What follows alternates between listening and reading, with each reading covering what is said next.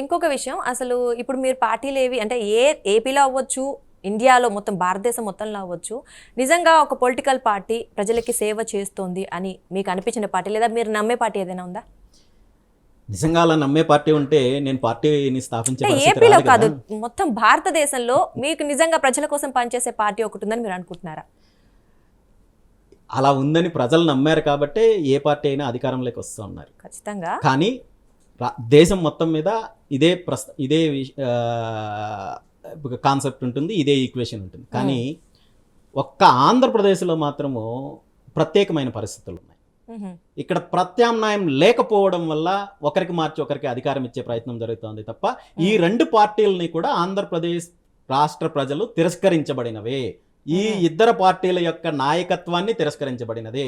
ప్రత్యామ్నాయం లేదు కాబట్టి ఒకరి తర్వాత ఒకరు మార్చుకుంటున్నారు, అధికారాన్ని రాష్ట్రాన్ని దోపిడీ చేస్తున్నారు, నాశనం చేస్తున్నారు. ఇందాకే మీరు అన్నారు ఏంటంటే ప్రజలు నమ్మారు కాబట్టి అధికారం ఇచ్చారని, ఇప్పుడే మీరు అన్నారు. ఒక ఆంధ్రప్రదేశ్ లో తప్ప, దేశం మొత్తం మీద రాజకీయంగా తీసుకున్నప్పుడు ప్రజాస్వామ్యంలో ఏ పార్టీకైనా ఓట్లు వేస్తున్నారంటే మాక్సిమము ఆ పార్టీ మంచి చేస్తుంది, అభివృద్ధి చేస్తుంది, సంక్షేమాన్ని చేపడుతుందనే వేస్తారు. ఆంధ్రప్రదేశ్లో మాత్రం అవకాశం లేదు. ఆంధ్రప్రదేశ్లో ప్రత్యామ్నాయం లేకపోవడం వల్ల ఈ దోపిడీ పార్టీలకు అవకాశం వస్తుంది.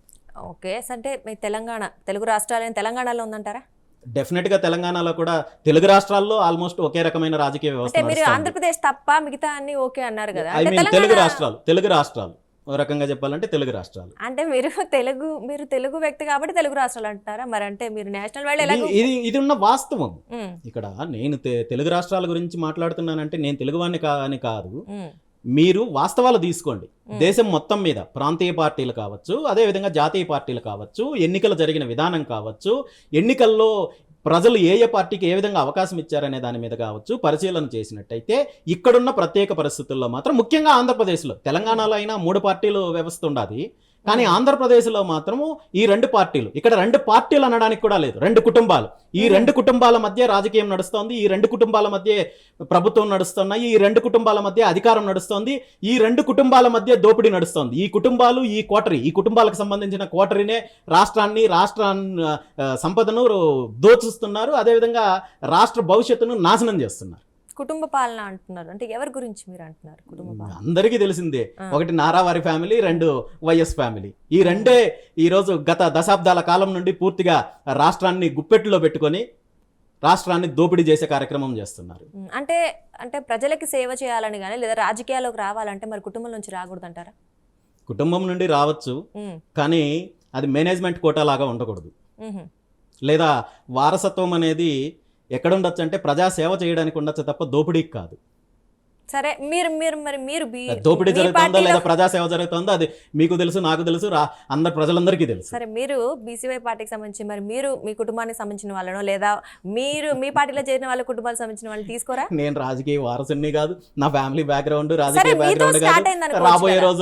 రాబోయే రోజుల్లో అదే చెప్తున్నాను. రాబోయే రోజుల్లో నాకు వారసత్వం అంటే నా పిల్లలు ఇంకా చాలా చిన్న పిల్లలు. ప్రజెంట్ వాటి గురించి ఆలోచించే కంటే ముందు పార్టీని బలోపేతం చేయాలి, ఈ రాష్ట్రంలో జరుగుతున్న రాజకీయ వ్యవస్థను మార్చాలి, ప్రజా రాజకీయం దిశగా రాష్ట్రంలో ముందుకెళ్ళాలి, ఇక్కడ దోపిడీని అరికట్టాలి, ఇక్కడ ఒక ప్రత్యామ్నాయ రాజకీయ వ్యవస్థ బలపడాలి. ఈ ఆలోచనలతో వెళ్తున్నాం తప్ప మరొకటి కాదు. ఓకే అండి, అఫ్కోర్స్ రాజకీయాల్లో ఒక సామెత ఉంటుంది మనకి, రాజకీయాల్లో శాశ్వత మిత్రుడు కానీ శాశ్వత శత్రువులు కానీ ఎవరు ఉండరు అంటారు కదా.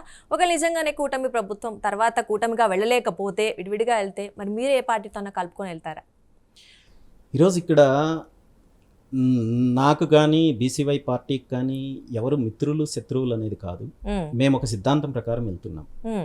ఈ 2 పార్టీలకు సమాంతర దూరంగా ప్రత్యామ్నాయ దిశగా వెళ్తున్నాం.